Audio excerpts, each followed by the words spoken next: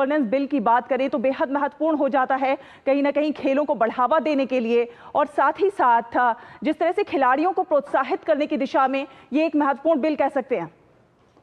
देखिए सहला, हम जानते हैं कि खेलों के नियमन के लिए एक पारदर्शी और बेहतर व्यवस्था हो और एक नियामक के तहत तमाम जो भारतीय खेल संघ हैं वो आए, अलग अलग खेलों के जो संघ हैं उनके चुनाव समय पर हो, उनमें पारदर्शिता हो, ट्रेनिंग और कोच इन सब की व्यवस्था या चयन में भी और बेहतरी लाई जा सके, उस दिशा में ये बिल बहुत महत्वपूर्ण है। लेकिन चर्चा सबसे ज़्यादा इस बात की हो रही है कि क्या पहली बार बीसीसीआई इस तरह के एक नियम के दायरे के अंदर आएगा। चूँकि क्रिकेट बोर्ड जो भारतीय क्रिकेट कंट्रोल बोर्ड है वो उसको दायरे में लाने की बात हो रही है। क्या कुछ प्रावधान होंगे, किस हद तक उस दायरे में आएगा, या पारदर्शिता को लेकर क्या कुछ कदम खेल नियामक तमाम संघों को लेकर उठाएगा, वो जब बिल पेश होगा तब हम उसके प्रावधानों पर विस्तार से बातचीत करेंगे। लेकिन सबसे ज़्यादा चर्चा यही है कि इस बिल के जरिए कहा जा रहा है कि बीसीसीआई को भी एक नियामक के दायरे में लाने की बात है। तो ये बहुत महत्वपूर्ण बिल है जिसमें हम देखेंगे कि भविष्य में एक तरह से जो तमाम भारतीय जो खेल संघ हैं उनके लिए और बेहतर व्यवस्था होगी। हम जानते हैं कि क्रिकेट ओलंपिक में शामिल होने की जो एक बात हुई है उसके बाद इस बात की ज़रूरत महसूस की गई कि उसे एक नियामकीय दायरे में होना चाहिए बीसीसीआई जो उसकी संस्था है।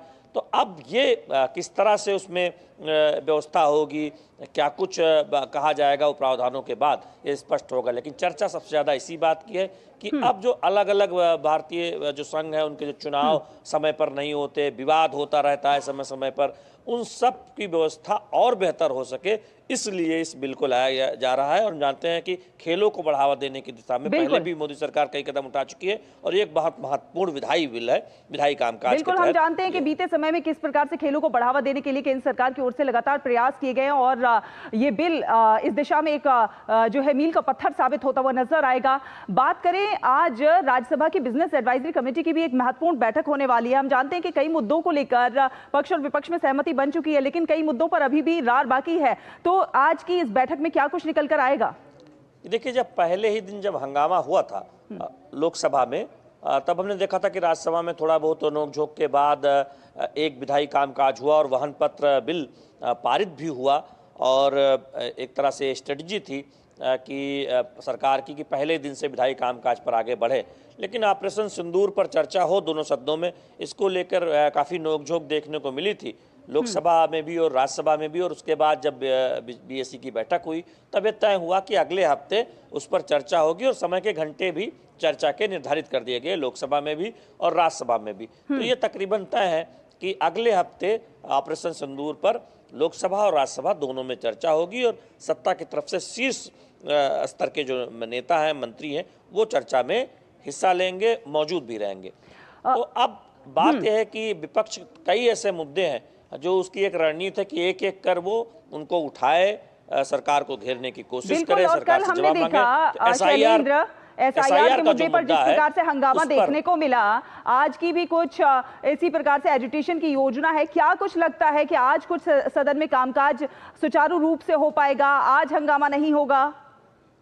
सहला, मैं उसी पर आ रहा था कि आज विपक्ष की ये योजना है कि सारे जो इंडी गठबंधन के कांग्रेस और उसके सहयोगी दल के लोग हैं वो प्रतीक के तौर पर वो काला कपड़ा पहनकर आए। इस तरह की योजना पहले भी आप पिछले सत्र में हमने देखा था कि कांग्रेस के सांसदों ने या फिर इंडी गठबंधन के सांसदों ने ये एक विरोध जताने के लिए किया था। तो वो एक योजना बनाई गई है। बीजेपी भी आज समाजवादी पार्टी के खिलाफ दरअसल देखें तो कुछ एक प्रदर्शन कहें या फिर विरोध दर्ज कराने की बात सामने आ रही है। अब सदन में कामकाज होगा, सुचारू रूप से चलेगा या फिर गतिरोध होगा, इसके लिए हमें इंतजार करना होगा। क्योंकि आमतौर पर हम देखते हैं कि जो सत्र का पहला हफ्ता होता है उसमें कामकाज सीमित होता है या फिर टकराव ज़्यादा होता है सत्ता और विपक्ष के बीच। लेकिन इस बीच हमने पहले ही दिन देखा था कि राज्यसभा में एक महत्वपूर्ण बिल पारित होने की तरफ आगे बढ़ा था। तो सरकार की ये कोशिश जरूर है, क्योंकि 4 बिल हैं, 2 लोकसभा में और 2 राज्यसभा में महत्वपूर्ण बिल है, और सरकार ने ये मंशा भी जाहिर की थी कि वो पहले हफ्ते से ही महत्वपूर्ण बिल सदन बिल्कुल, के पटल सरकार पर की रखेगी, कोशिश पारित लगातार कराने है की कि कोशिश करेगी। तमाम जो विधायी कामकाज है वो सुचारू रूप से चले। अब ये देखना ये होगा कि विपक्ष की क्या कुछ रणनीति रहती है और किस प्रकार से सदन में सुचारू रूप से कामकाज हो पाता है। बहुत बहुत धन्यवाद शैलेंद्र, ये तमाम अपडेट हमारे दर्शकों से साझा कर